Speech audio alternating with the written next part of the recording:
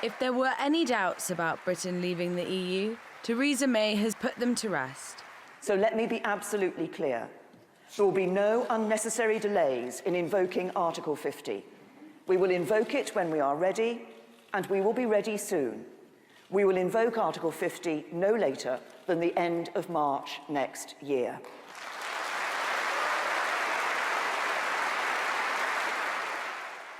It's the clearest indication yet of the government's dedication to honouring the will of the people and making Brexit a reality.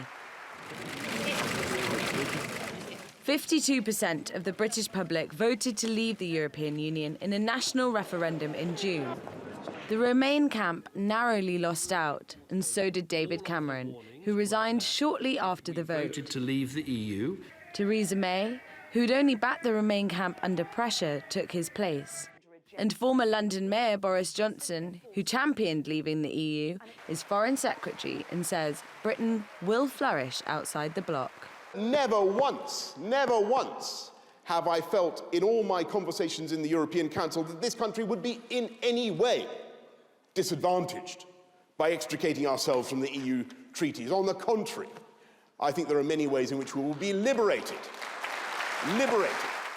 But it won't be an easy bargain. Brexit is expected to affect trade, jobs and migration. The minister in charge of the departure says Britain wants a fair deal. On both sides of the Channel, we must resist the temptation to trade insults to generate cheap headlines. There's been some bluster in the aftermath of the referendum, perhaps inevitably. But these negotiations are too important for that. It may be a messy breakup. There's potential for a power struggle among EU negotiators.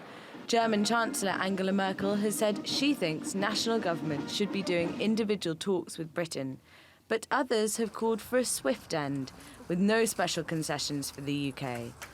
All sides agree that Britain needs to leave and move on, for its own sake and for the future of Europe.